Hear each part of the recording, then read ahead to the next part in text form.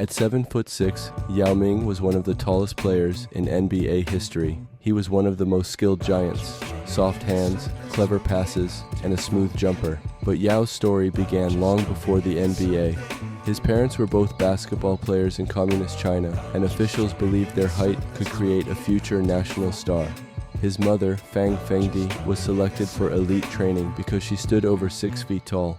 She did not love basketball, but it lifted her out of poverty at the cost of brutal practice and a life controlled by the sports system.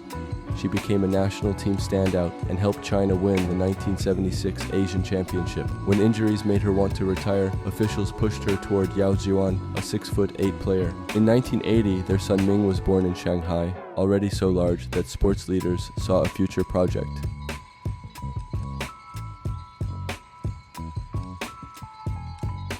Yao's family was poor. His mother had lost status inside the sports system. His father worked manual jobs, and food was rationed. Families needed tickets just for the chance to buy food. Yao grew at a shocking pace. By 4, he was nearly 4 feet tall. By 8, he was 5'7". Officials came to his apartment and urged his parents to send him to a sports school. They wanted him trained. His parents wanted him educated, but the school offered food, structure, and a possible future. Yao wanted to become an archaeologist, not a basketball player. Still, he entered the academy at 9. His days became school, practice, and homework. At first, he hated the game. He was awkward, exhausted, and mocked by other students. His father rewarded made baskets. His mother showed him the Harlem Globetrotters, and for the first time, he saw basketball could be fun. When he was 12, she moved him to an academic school. But he had fallen behind, money was tight, and officials kept pressing. At 13, already 6'7", Yao entered the Shanghai Sports Technology Institute, training up to 10 hours a day, 6 days a week. It was miserable, but it worked. By 1997, he was 7'2", stronger, smoother, and finally becoming a real player.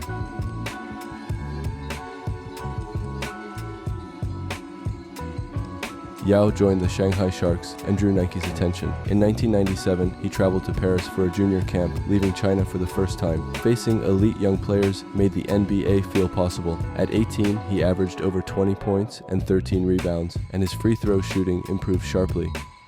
Then came the warning that would follow him forever, another broken left foot. His size and workload were already damaging him. He returned even better. By the 1999 to 2000 season, he had reached 7'6" and led Shanghai to the CBA finals. But as the NBA came closer, politics and bad business closed in. Evergreen, an American management company, secured a deal that would take a huge share of his future earnings, and Yao and his mother spent years fighting it. On the court, he made every argument smaller. He averaged 27 points and 19 rebounds, then 32 and 19. In the playoffs, he led Shanghai to its first CBA title, and once made all 21 of his shots in a finals game. He had outgrown China.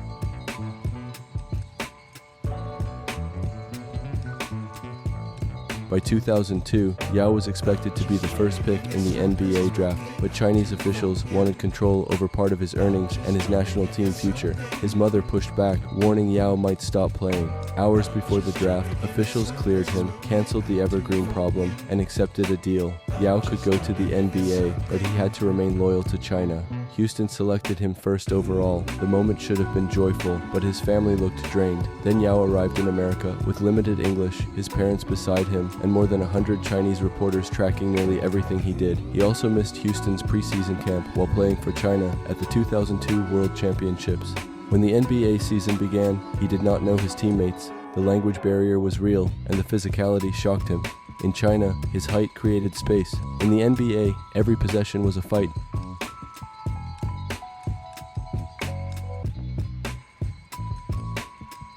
Through his first 7 games, Yao averaged only 4 points and 3 rebounds. Critics called him a bust. Charles Barkley even made an embarrassing bet that Yao would not score 19 in a game that season. In his 8th game, Yao scored 20 against the Lakers on perfect shooting. A few days later, he put up 30 and 16 against Dallas. The jokes started to disappear. Then came Shaquille O'Neal. Shaq wanted to test the taller rookie, but Yao blocked his first shot, then his second, then another. Shaq finished with better numbers, but Yao had forced the most dominant center alive to adjust. Yao became an all-star starter as a rookie and finished with 13.5 points, 8.2 rebounds, and 1.8 blocks. In year 2, Jeff Van Gundy made him Houston's offensive center. Yao averaged 17.5 points, made All-NBA third team, received MVP votes, and helped the Rockets reach the playoffs for the first time in 5 years.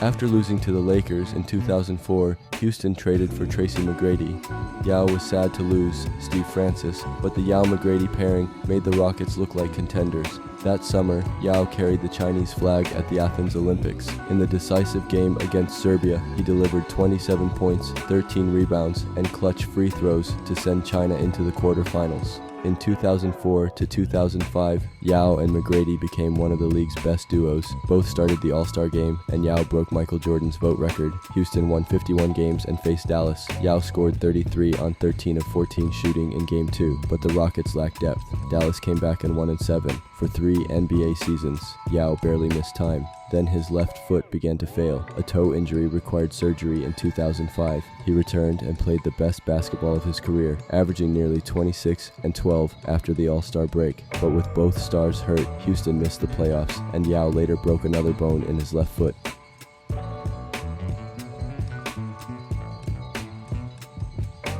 When he came back, Yao looked like he had entered his prime. He was stronger, calmer, and almost automatic from mid-range. For 2 months, he averaged around 27 and 10.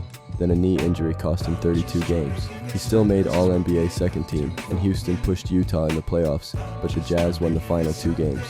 Rick Adelman replaced Van Gundy, the roster improved, and in 2008, the Rockets won 22 straight games. During that run, Yao suffered a stress fracture in the same left foot that had broken again and again. He missed the rest of the season, and Houston lost in the first round. Doctors expected a long recovery, but the Beijing Olympics were coming, and Yao felt a duty to play at home. He returned ahead of schedule, carried the Olympic flame, and led China into the stadium as flag bearer. Against Team USA, he opened China's tournament with a 3. Later, he powered wins over Angola and Germany, helping China reach the quarterfinals on an unhealed body.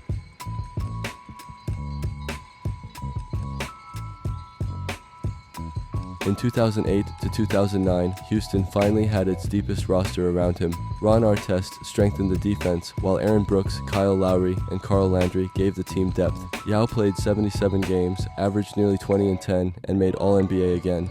McGrady, however, was injured. Even without him, Houston won 53 games. Against Portland, Yao opened with 24 points on perfect shooting, and the Rockets finally advanced. It was the first playoff series win of his NBA career. Against the Lakers, Yao scored 28 in Game 1 and led Houston to a road victory. For a moment, a championship run felt possible. Then, in Game 3, he suffered a hairline fracture in his left ankle. His season was over, and doctors warned his career was in danger. He missed all of 2009 to 10. Houston planned a careful return, limiting his minutes and avoiding back-to-backs. After only 5 games, he fractured the left ankle again. The same area had broken too many times. His body had made the decision.